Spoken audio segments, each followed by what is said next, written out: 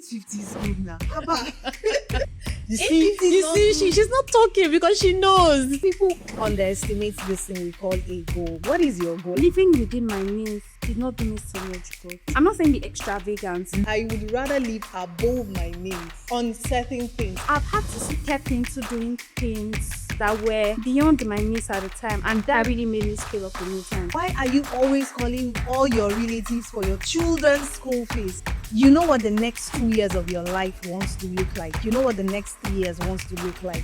When you are laid back, it's because you don't even have any plans for your future. Hello and welcome to another episode of Where is the Money? A podcast powered by Access ARM Pensions, where we help you rethink your relationship with money and help you build better and more sustainable financial stability. I remain your host, Chamaka Onwuneme. Today's episode was specially put together for the professionals, the 9-to-5 warriors, and our people living the corporate life who are earning well, doing well, but somehow still do not have a sense of fulfillment. The paycheck lands, the bills arrive, and the cycle continues. Fair pay, but no peace. Today, we'll be breaking all of that down and how to break out of that cycle. Joining us today are two powerhouses, Sarah Amana, a seasoned financial expert with a focus on empowering women and helping them reset their money mindset. And also with us is Mercy Agbeti, a seasoned finance expert who is also a financial creator who now teaches others how to thrive beyond the 9-to-5 hustle because she has lived it and she has experienced it. You're welcome, Mercy and Sarah. Thank you for having us. Okay, so my first question goes to Sarah, and I would just want to pick your mind on this. Why do you think a lot of professionals earn well, but still somehow feel stuck, remain broke, and remain in that broke mindset? So the reason why most professionals find it very difficult to build wealth is because, first of all, you have to understand that wealth building has to be intentional. It's something that you have to consciously decide that you're going to do every day. Why is that so? Is because we're not taught to begin with. You just find yourself struggling to build your money habits and all that because we're never taught. I remember never being taught about money, right? So you have that as a blocker. So you have to be intentional about building wealth. Then the reason most times people struggle or professionals struggle to build wealth is because they do not have a goal. You know, most times it's not the salary that is a problem. It's not how much they are earning that is the problem. The problem is they are not intentional. Secondly, they do not have a goal. And when I mean a goal, they do not even know what they want to do with their monies to begin with. So you don't have a goal. You now live in a house that is more than what you're earning. And sometimes it's not even about living in a house that is more than what you're earning. It's the fact that you're not intentionally calculating that, okay, my salary is 500,000. Cumulatively in a year is over 1 million naira. Way over 1 million naira, way above 3 million naira, right? And then you're living in a house that is, even if it's 3 million, right? But you are not saving every month. Yes. You treat rent as if it is an emergency, and it is not. It's something that you're supposed to have planned for. And then you do not have a goal. So that's what I mean by you do not have a goal. You don't even know where your life, the direction of your life, because the thing about having a goal is that it helps you. It helps you become intentional. It helps you calculate. It helps you strategize about how to spend your money and what to do with your money. So most times, professionals find it very difficult to build wealth because they are not intentional. That is where it starts from. They are not intentional. They don't have the right mindset. They don't have the right knowledge to build wealth. I agree. That means there's an awareness gap. Yes. So people are not so intentional about building their wealth. I agree. Okay, so Mercy, she just spoke about rent, having rent costing about 6 months of your entire salary. And then that brings us to the topic of lifestyle inflation, which is something that a lot of people are not so aware of until it creeps up on them. So what do you have to say about lifestyle inflation and how people in the corporate world just do not have any control over that? Okay, so let me start off from where it stopped, saying people in the corporate world do not have a control over that. Well, I don't believe that. Sorry, I believe they have control over it when they have a goal. Okay. So, but first, I need us to understand what is lifestyle inflation. Lifestyle inflation simply means when your expenses rise to meet increase in your income immediately. And oftentimes, these increments does not correspond with your savings and your investments. Now, I was very intentional about my words. About my words. So the first one is immediately. I mean, my lifestyle 4 years ago is not what it is now. So the more you make money, it's just normal for your lifestyle to increase, but not immediately. Not immediately. That's what lifestyle inflation is. And then oftentimes when this increment comes, like it does not correspond with your savings and your investments. Oftentimes that's what happens.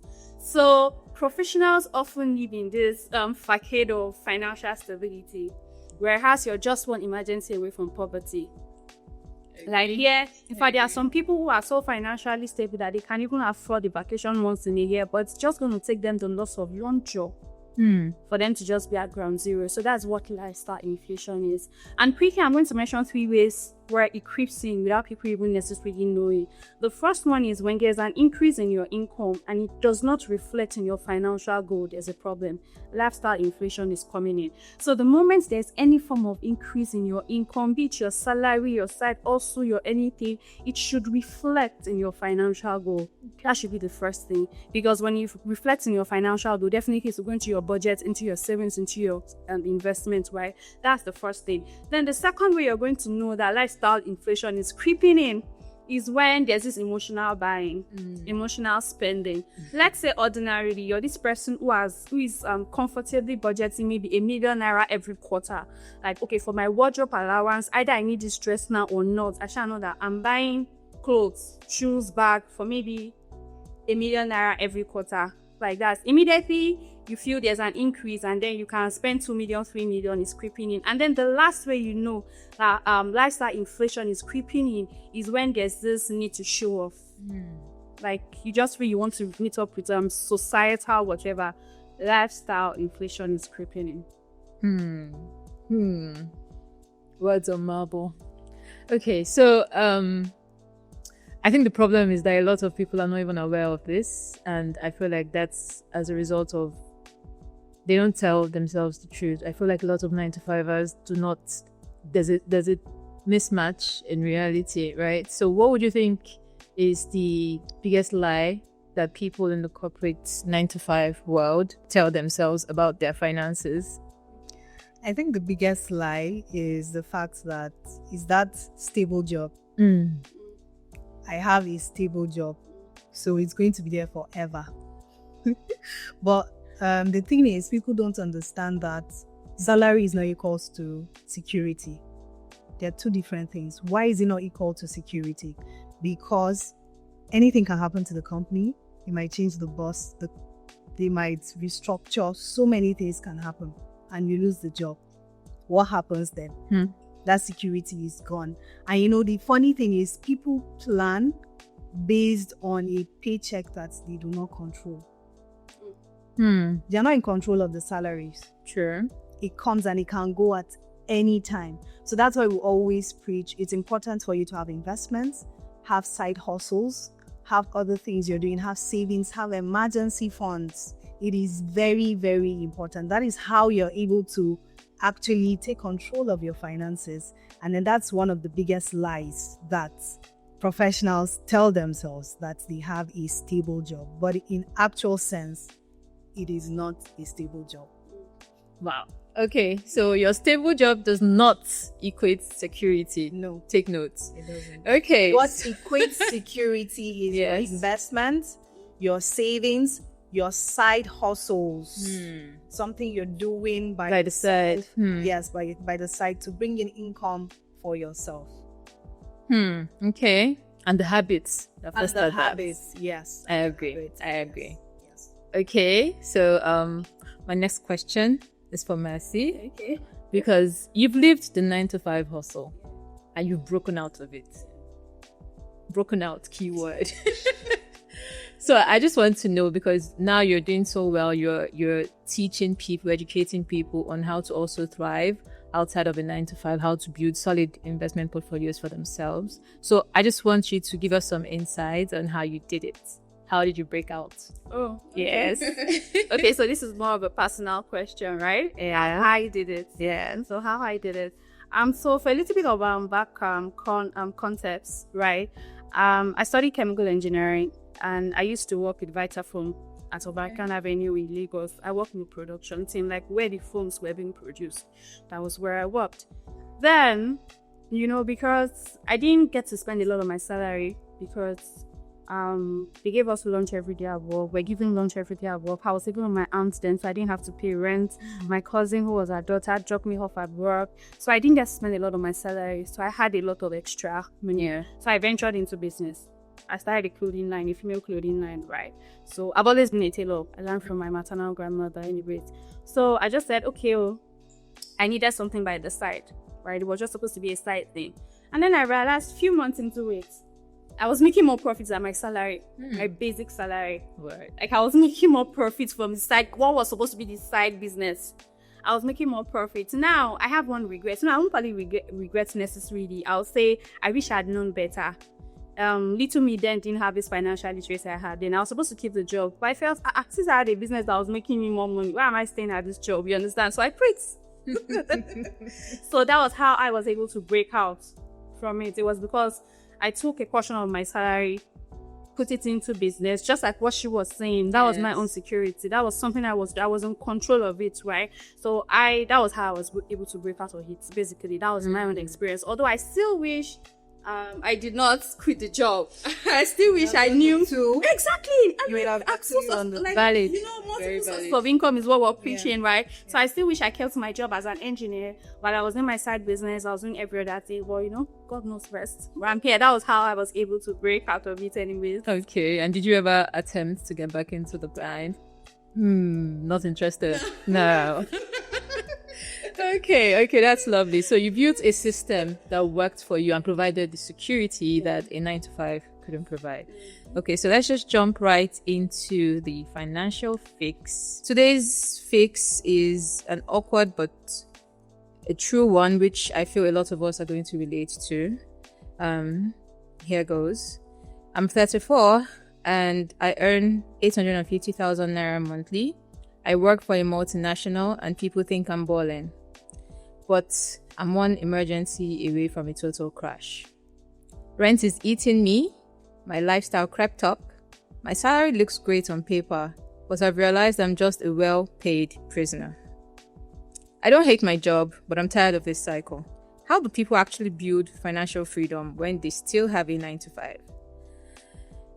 Now, this one says it all. Your salary is not the enemy, but based off of what we've been talking about in the past few minutes, we know that having a stable job does not in any way equate to security. The question is not all that clear. You're 34, feel like you're a prisoner, you earn good, you work with a multinational. Are you married?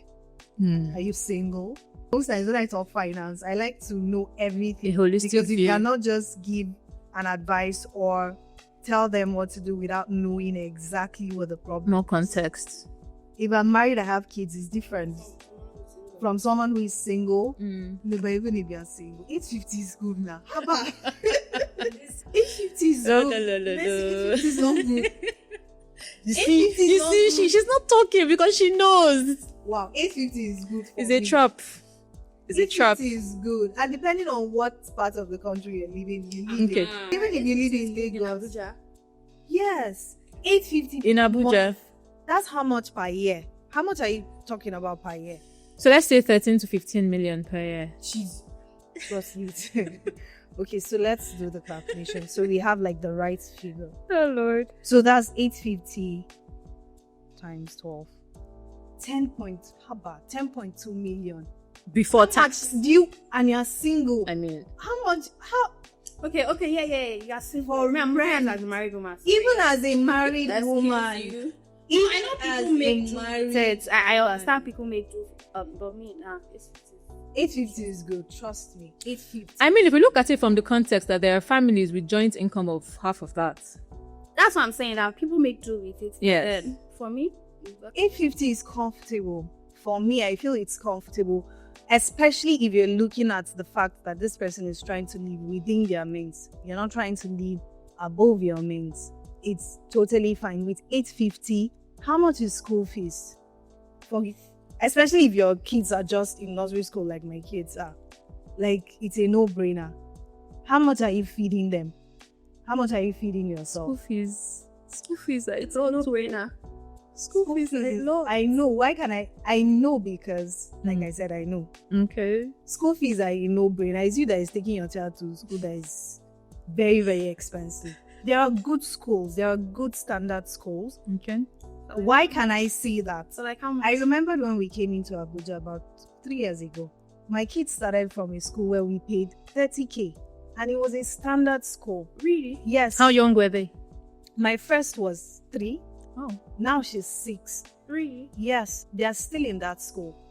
My Per term. A school fees is 6 something. Good. So that's what I'm But saying. they So are we're just talking two. from 2 different. They are still in that school. And per term, I don't spend over 400K. For both of them? Yes, for the 2 of them. Right? And my kids are they're like, I call them mountain talkers. That's their names. They are very intelligent. So it depends. And wait, before you think that I'm not making, I actually make a lot of money. My children's school fees is.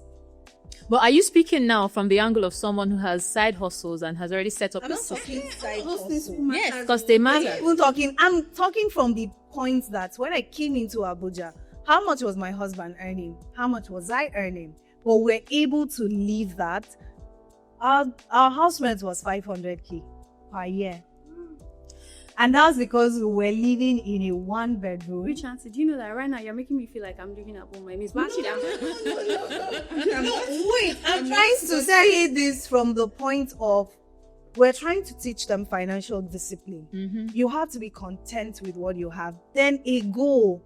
You know, people underestimate this thing we call a goal. What is your goal? I'm not still in that house. My kids are still in that school. I'm not still in that house. I intend to change their school this session because obviously they are better. They need a better footing and all that.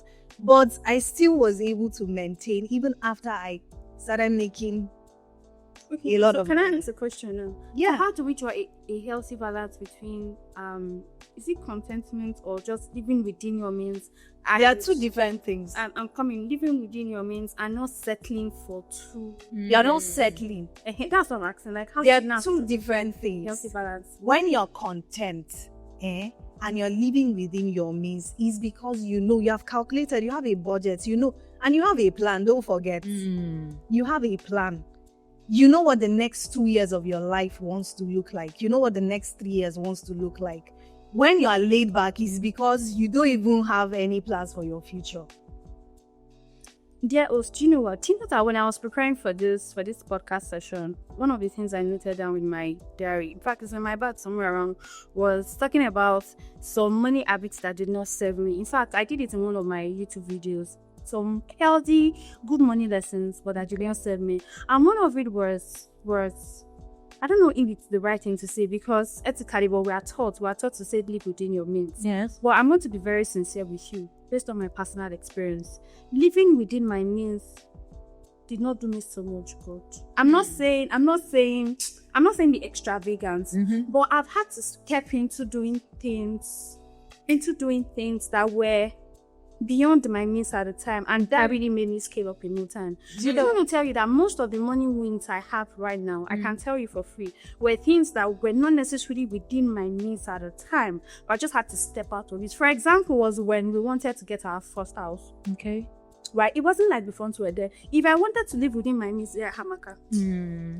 You have stayed with the But you know, do you know that I totally get your point? Yeah, so that's what I was asking. That way it's healthy balance. Yes. So different situations for different people. For me, I do not live within my means when it comes to my career, my aspiration, my businesses. For all the times I had to travel out of Nigeria, do some major things. In fact, I rather live above my means. You know, there was a time someone put up a post about, would you rather live within your means or live above your means? And I would rather live above my means. than live On within certain things. on certain things. Yes. I'd rather stretch myself on certain things than live within my means on certain things. But there are some basic things. Like, why are you struggling for house rent all the time? Yeah, actually. When you can just calculate this thing and settle it. Why are you always calling all your relatives for your children's school fees when you can? And then, do you know what? They say children's school fees or the school you put them is an investment. I totally agree. I totally agree. Yes. Even for events, like for me, where I do my own strong head and all that is for events I attend. Some events I don't have monies for, I borrow and I go for it. But by the time I'm coming back, I already have a goal. Why am I going there? What are the people I want to meet? What is it? So this is what I do. I call it, what's that word in finance? Where you weigh your options, the two options. Opportunity cost. I live with that word every day. Before I take any decision, I look at the opportunity cost. If I do this, what does it mean for my future? If I don't do this, what does it mean for my future? So do you know what I think? I think we're still saying the same thing. Yeah. This is where I think the balance is. Personal finance is personal. Exactly. There are things that she will live within her means for and live above her means. Yes. There are things that have exactly. and above my means for. For example, my children's school It's something me I will live above my means for. Mm-hmm. Do you understand? My rent investment. Not live above my means, but do you understand? Yeah. So I think now, for example, she can travel, she can live above her means traveling. I will not do that. I'm not saying she's wrong. No, I'm not saying she's wrong. I'm not saying she's wrong, but I'm just trying to say personal finances. Everyone has at the end something. of the day, personal finance is personal. Everyone has something that at the they end would of the day, prioritize. Where was the question? How did we get here? So if I can tie it back to that salary of 850k, Yeah. let's take the economy into consideration. Now, let's say 2, 3, 4 years ago, 850k, you are a big baller. Yeah. But now, realistically, living in maybe one of the big cities, Lagos, Abuja, would you still say that 850k is good money? I am still on that table that 850k is good. Especially if you have a plan, you have a goal, you have a budget. I think it's good. It will be a stretch, but I think you can still cope. That's what I feel. So maybe because I grew up in a house whereby you were taught contentment. So you make do with whatever you have. My parents were not poor. They were average middle class parents. But you were taught to always make do with whatever you have. If it's one pair of shoe you have, you must find a way to make that one pair of shoe last for 1 year. So maybe because I have that mentality, so I feel whatever you give me, if I was one who earns 850k per month, single, I'll be balling, man. I'll really be balling. What about married? What about married? Married, it now depends on how many kids you have. It now depends on, are you the only one bringing in income, or you're two household, like double income? Okay. If you're the only one bringing in income, what is the man doing? Why is he not, or the woman in? What is the man? Yeah, what is the woman doing? Why is she not? A woman. Anything can happen. A woman. Do you know that women are actually more gifted, talented, and every other thing than men? Do you know that men can only do one thing their whole lives? Have you ever noticed it?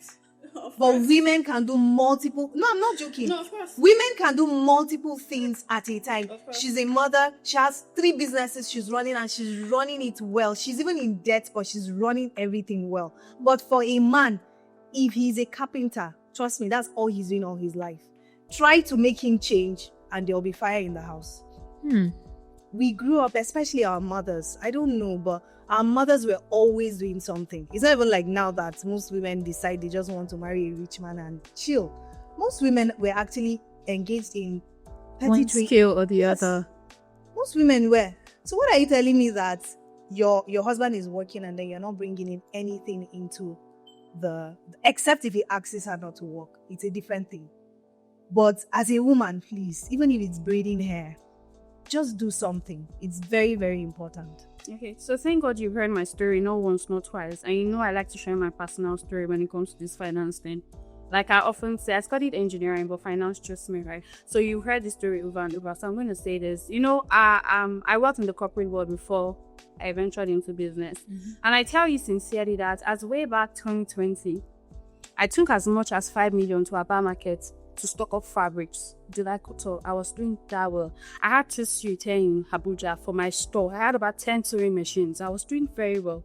Like, in fact, in 2016, when I was having a career, they used to call me Champion Popping Tailor, because every weekend I went to, I don't want to mention this club now, I went there and I popped champion. Like, that was really how much I was earning at the time. Like, I was making for my business, you understand? And then what happened? I got married. And 3 months into it, I got married December 2021. And in February 2022, I realized I was pregnant. And for whatever reason, I could not work because of health reasons. And of course, I had siblings. I was very good with siblings. I grew up with my maternal grandma who taught me how to sew. So she was a trader.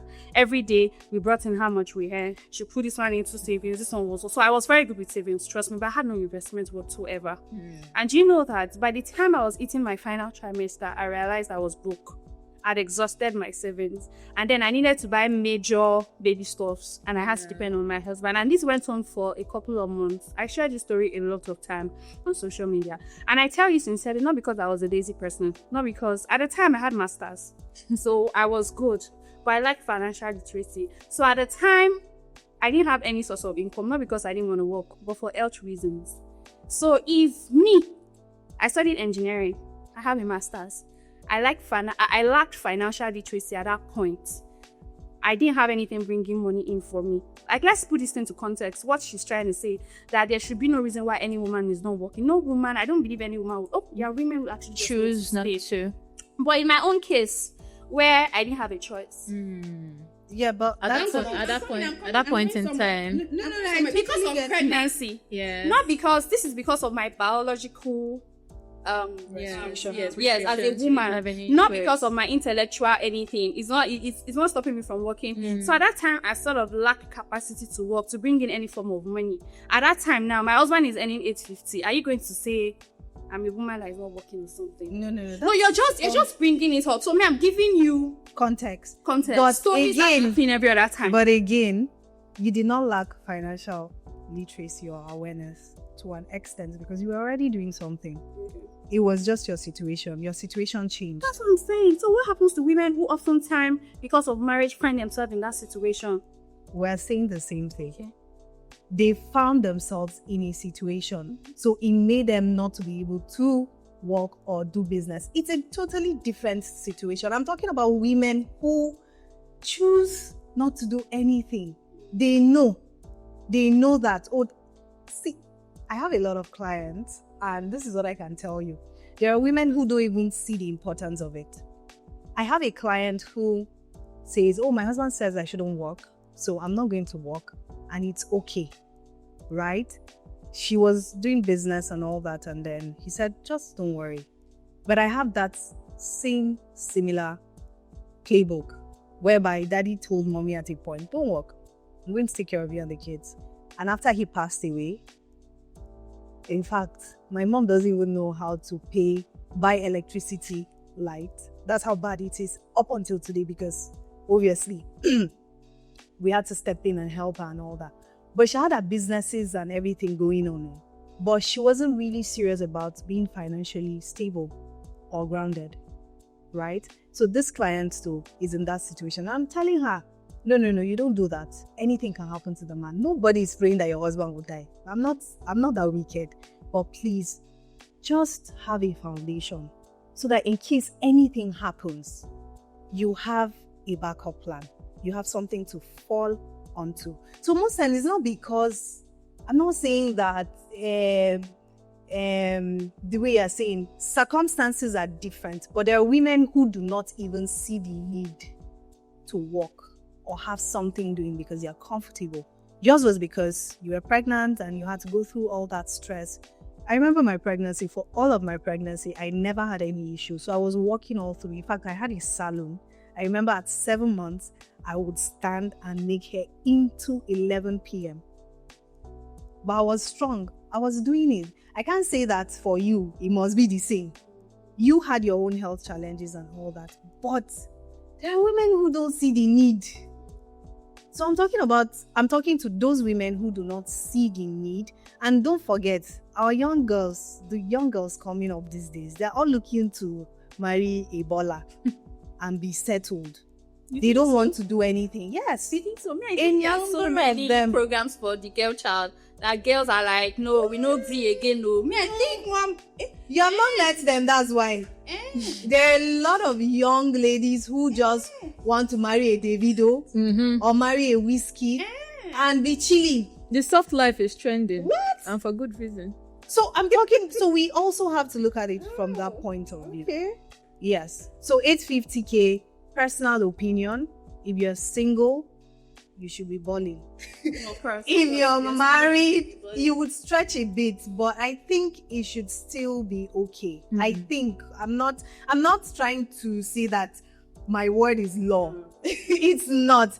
But I think you can still manage your way around it. And especially if you have like a side hustle, you can do anything. There are so many things you can do as side hustle, depending on what kind of person and what you do. So 850 is, I think it's okay.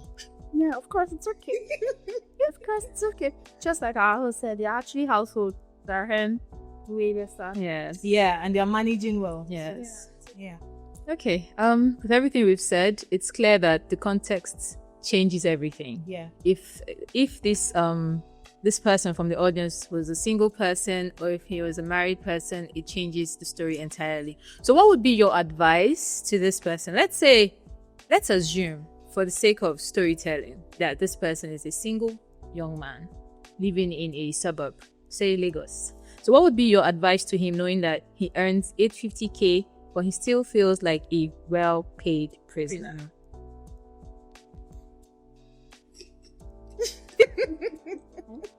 Just like Rich Auntie said, you're supposed to be a baller. It's 50K. You're a baller.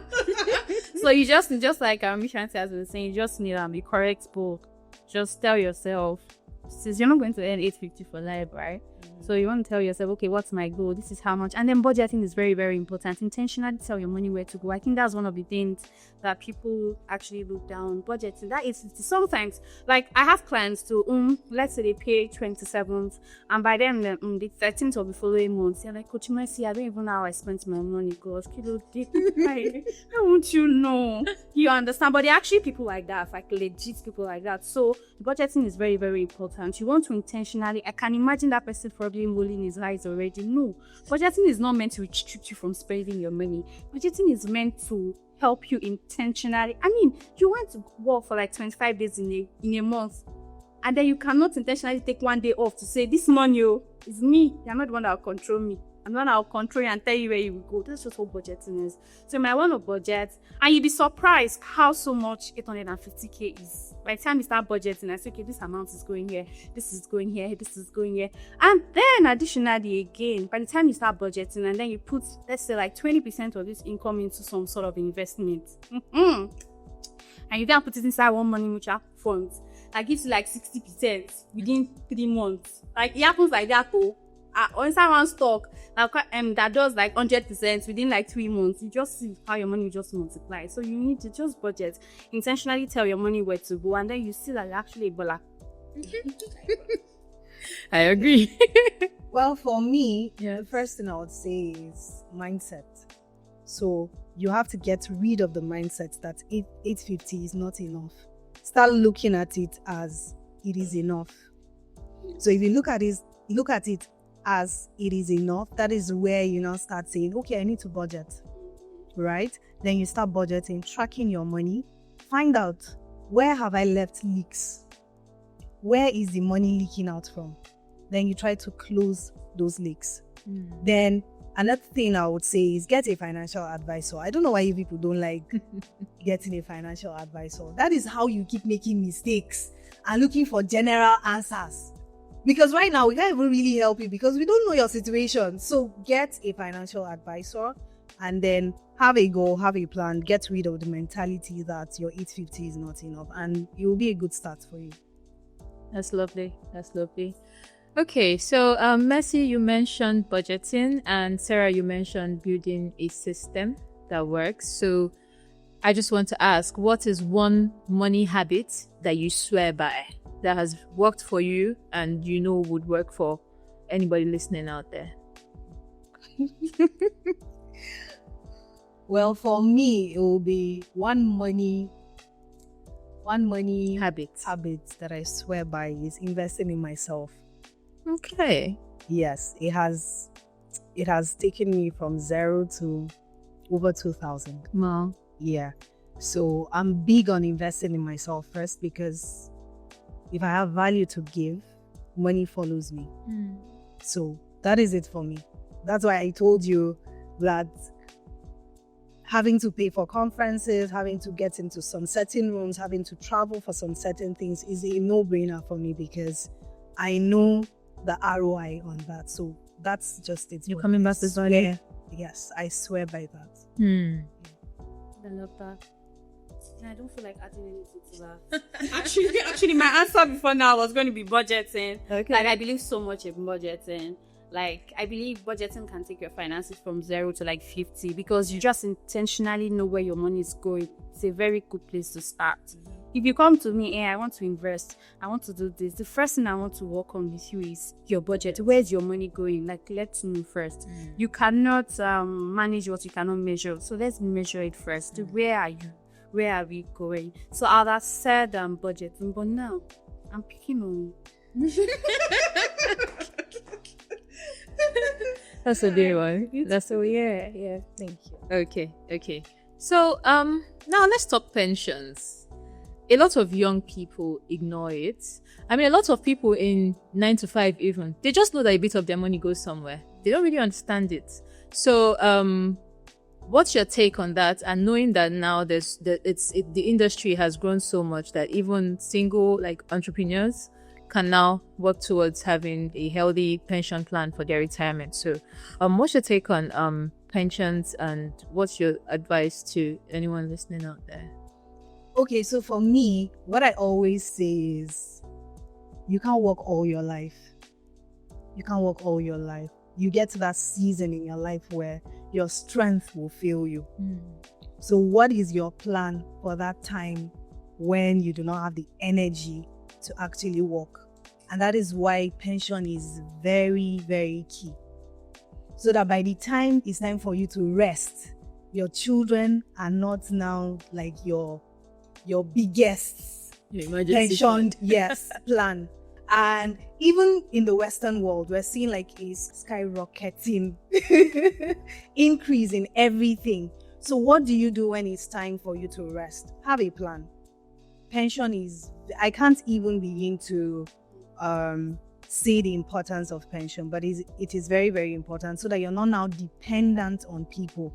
And that is when, by the time you're old, you have a lot of health challenges. It's not what we are praying for, but it happens. So just prepare for it, so that you're not always leaning on people, calling people and everything. So I think it's something that is very important. And I'm happy that even as entrepreneurs, we can do that. You can open a pension plan, have fund dates, and then every other thing. I think the earlier you start, the better for you, because it means the more money you can have when you're old. And I think it's in this part of the world that we don't take these things very serious. In America, it's a big deal, because they are actually looking forward to that retirement. Yes. So that's when they begin to travel. Yes. To other parts, especially Europe. They go to Europe because they are looking forward to it. They've actually worked, so it's time to rest. So please invest in your pension, so that when it's time to rest, you are actually resting. So that's my take on that. Okay. Yeah, so that when it's time to rest, you're actually resting. And of course, your strength will fail you. Yeah, funny enough, I'm 32. And my dad clocked 63 last month. He'll be 65 in the next 2 years, and he will retire. And as a first child, when I had my last baby, it was just 3 months. We're having this conversation. We was talking about, so he's going to be retiring in 2 years.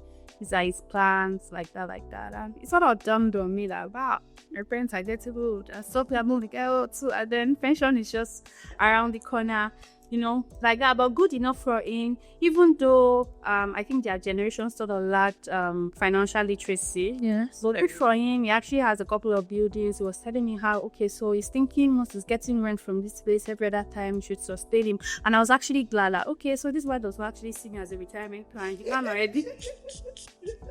Now it's as long as you does. Like, okay, built house. Okay, now the last house they built, he puts 2 shops in front of it so that mommy can be selling groceries, selling. Oh, I said, good one. So, but I'm just saying all of that to basically say, retirement is very important. Like, everyone should plan for it. There's going to be a time when your strength will fail you. You can't work, and in fact, no matter how long you think you can work, you can't work as much as your money will work for you. Yes. And that's something about compound interest. When you start just putting a certain sum of money aside from now on, something as simple as just putting 20K aside every month from now on, and amounting to about 200 million in 25, 35 years, just with 17% interest. You can just say, like, I think more people need to know about this. Like, okay, so, and then it's good when you do it with structured firms, like say AIM access like that, because if we know that it release some of you to go and be putting your money aside by yourself, before rainy day will come, you can collect the money. But it's good when you keep your money with people like this, that they will not break it for you. They are really, really keeping it for you for retirement. Yeah. So it's actually good. Like, retirement, everyone should start planning for retirement, actually. Yeah. Great. Now we know that you don't have to wait until you are old and gray or until your strength fails you to start setting something aside for your old age. With a retirement savings account, you can start setting money aside systematically. You can open one with Access ARM pensions, or even if you're an entrepreneur with a staff strength of, say, 3 people, or even a standalone sole entrepreneurship, you can open a micro pensions. So you don't have to necessarily be underpaid employment. Now, as an entrepreneur, you can start saving towards your pension by getting a micro pensions plan for yourself. So thank you so much, Mercy and Sarah, for the real conversations that you've had here with us. You've shed a lot of light on issues that I'm sure a lot of us, both here and out there, couldn't really get clarity on. And now I'm sure that with these nuggets that you have dropped here today, some people are going to be smiling and making better financial decisions. Thank you for having us. And if you know anyone else who is stuck in the salary cycle, not knowing what to do, not knowing the right habits to build to better their financial lives, send this video to them, your work group chats, your office buddies. Let them know that there is a better way to build their finances. There's a better way to go about it. And if you do not have a pensions plan, today is a good day to open one with Access ARM Pensions. Thank you for joining us today. I remain your host, Chamaka Omoneme.